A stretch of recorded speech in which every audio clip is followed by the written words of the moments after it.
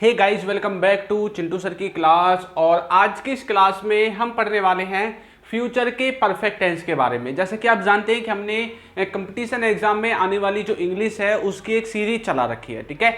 और उसके आज 15वें लेक्चर पर हम आ गए हैं। जो बच्चे हिंदी मीडियम से हैं, जिनको इंग्लिश में कुछ भी नहीं आता है, कुछ भी समझ में नहीं आता है, जिनके कॉन्सेप्ट ही नहीं बिल्ड हो पा रहे हैं, तो मैंने स्पेशल उनके लिए ये जो सीरीज है वो चलाई है। इससे पहले हमने इंग्लिश ग्रामर के बहुत से बेसिक कॉन्सेप्ट्स को क्लियर किया है, टेंसेज में भी हमने बहुत कुछ सीख लिया है।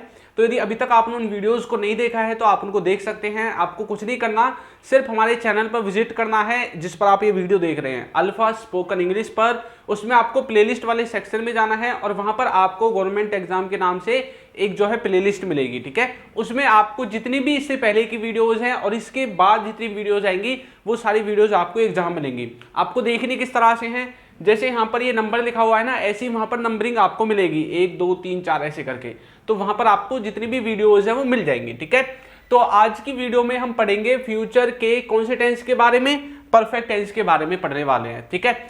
अब ये जो फ्यूचर टेंस है, फ्यूचर का मतलब आप जानते हैं, फ्यूचर का मतलब होता है आने वाला समय, ठीक है। अब देखिए फ्यूचर परफेक्ट टेंस आपको किसके बारे में बताता है।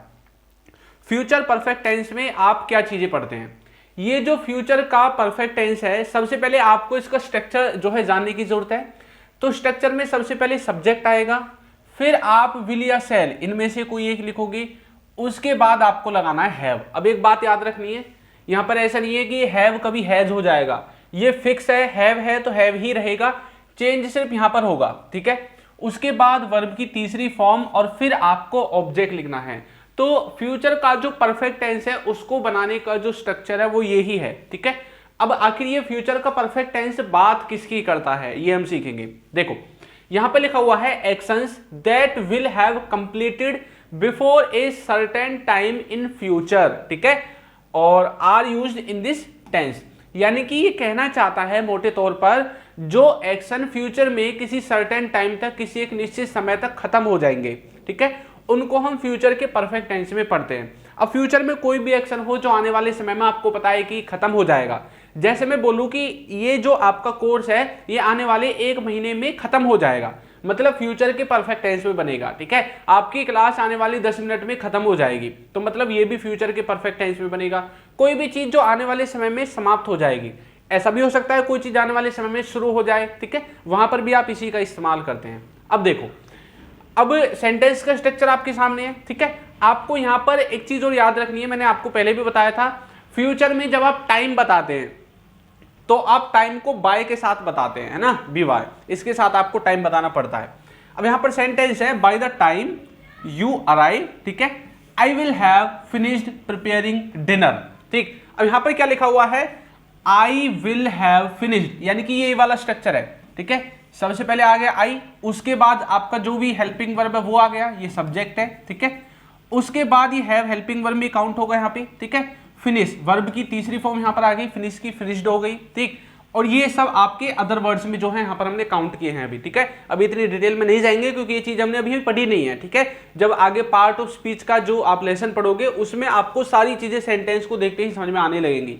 अभी सिर्फ आपको इतना पहचानना है कि सब्जेक्ट क्या है, इसमें हेल्पिंग वर्ब क्या है, वर्ब की फॉर्म क्या है, ऑब्जेक्ट क्या है, ये चीजें सिर्फ आपको पहचाननी है अभी, ठीक है। आगे देखो, she will have completed her project by the end of the week, ठीक। तो यहां पर ये क्या कहना चाहता है, she will have completed her project by the end of the week, ठीक है। अब ये यहां पर ये कहना चाहता है कि ये जो लड़की है, ये जो इसको ये प्रोजेक्ट मिला हुआ है ना, इसको खत्म कर देगी आने वाले समय में, कब तक, एंड ऑफ द वीक तक, इस वीक के एंड तक ही अपने प्रोजेक्ट को खत्म कर देगी, बना लेगी, अपने काम को कंप्लीट कर देगी, ये ऐसा कहना चाहता है, ठीक है। बाय द नेक्स्ट ईयर, ठीक है। अब यहां पर देखो ये टाइम को दिखाने के लिए बाय का इस्तेमाल किया है हमने, ठीक है, by next year, by the time, ठीक। और इधर हमने by the end of the week ये इस्तेमाल किया है, ठीक है।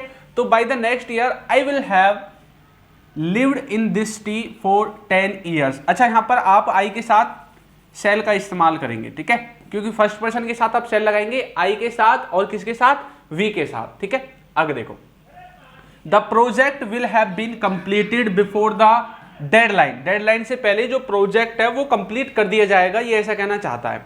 तो देखो यहां से तो आपको कोई एरर नहीं मिलेगा। एक बात आपको याद रखनी है, ये जो फ्यूचर का टेंस है ना परफेक्ट, इसमें आपको इतना एरर देखने को नहीं मिलेगा, ठीक है। एरर सिर्फ आपको वो कहां पर फंसाएगा, सब्जेक्ट के हिसाब से सही हेल्पिंग वर्ब नहीं लगाएगा, ठीक है। कई बार यहां पर हैज दे देगा, कई बार यहां पर वर्ब की फॉर्म को सही नहीं देगा, बस यही एरर बनेगा। इससे ज्यादा यहां पर कोई भी आपका जो एरर है वो बन के नहीं आएगा, ठीक है। चलो आगे बढ़े। इसके बाद हमारा नेक्स्ट आता है इसमें, अच्छा देखो, अगर आपने टेलीग्राम पे फॉलो नहीं किया है ना तो टेलीग्राम पर ज्वाइन हो जाइए भाई सभी बच्चे। अभी तक बच्चों ने ज्वाइन नहीं किया है, बिल्कुल नया नया अभी मैंने जो है टेलीग्राम पे ग्रुप बनाया है, अल्फा स्पोकन इंग्लिश के नाम से आपको ग्रुप मिल जाएगा, ठीक है। ये क्लासेस की पीडीएफ सब आपको वहीं पे मिलेगी, ठीक है। आगे बढ़ते हैं। इसके बाद जो है नेक्स्ट हमारा आता है इसमें कुछ एग्जाम्पल्स। देखो एरर वाले पार्ट मैंने अलग लिख रखे हैं, ठीक है, और उनका जो सोल्यूशन है वो उनके नीचे है। अब पहले आपको ये देखना है कि एरर वो किस किस तरह का आपको देगा। देखो लिखा हुआ है by next month, next month तक I will has finished my book, ठीक है। कोई बुक वगैरह पढ़ रहा होगा ये तो बोल रहा है कि मैं बुक को नेक्स्ट मंथ तक खत्म कर दूंगा। अब यहां पर सबसे पहली बात तो ये है कि विल के साथ ये हैज नहीं आएगा, मैंने आपको बताया था हमेशा हैव ही आएगा, चाहे यहां विल हो चाहे सेल हो, ठीक है। और आई के साथ ज्यादातर हम क्या लिखते हैं, सेल लिखते हैं, फर्स्ट पर्सन के साथ सेल। तो आई सेल, अब यहां पर हैज की जगह क्या आ जाएगा, हैव आएगा, ठीक है। I shall has finished my book, इस तरह से आप बोलोगे। अब देखो इसमें करेक्शन क्या है, करेक्शन ये है कि यहां पर विल नहीं क्या आएगा, सेल आएगा और हैव उसका रहेगा ही रहेगा, ठीक है। आगे लिखा हुआ है she will has completed her degree before the summer break, ठीक है। अब इसमें आपको क्या गड़बड़ लिख रही है, उसमें भी वही गड़बड़ है, यहां पर हैज आया हुआ है जबकि यहां पर आना चाहिए हैव, बाकी और सबका ठीक है, ठीक है। एरर देखो, he has read 4 plays written by Shakespeare's, ठीक है, by the end of his vacation, ठीक। तो यहां पर ये कहना चाहता है कि अपनी वेकेशन के एंड होने तक टाइम किसके द्वारा दिया हुआ है, बाय लगा के टाइम को दिया हुआ है, ठीक है। बाय लगा के टाइम को दिया हुआ है मतलब फ्यूचर का है, और फ्यूचर का है लेकिन इसने इसको किस में बना दिया, परफेक्ट में। तो यहां पर क्या आएगा, विल हैव आपका जो है यहां पर आएगा, ठीक है। तो टाइम से भी आप पहचान सकते हैं, यदि टाइम को बाय लगा कर दिया हुआ है तो ज्यादातर ये फ्यूचर टेंस में ही होता है। और वैसे भी इसकी यदि आप इसका मीनिंग निकाल के देखोगे तो बोलना चाहता है कि वो जो प्लेज है, ये प्लेज का मतलब यहां पर खेलना नहीं है, ये है नाटक, ठीक है।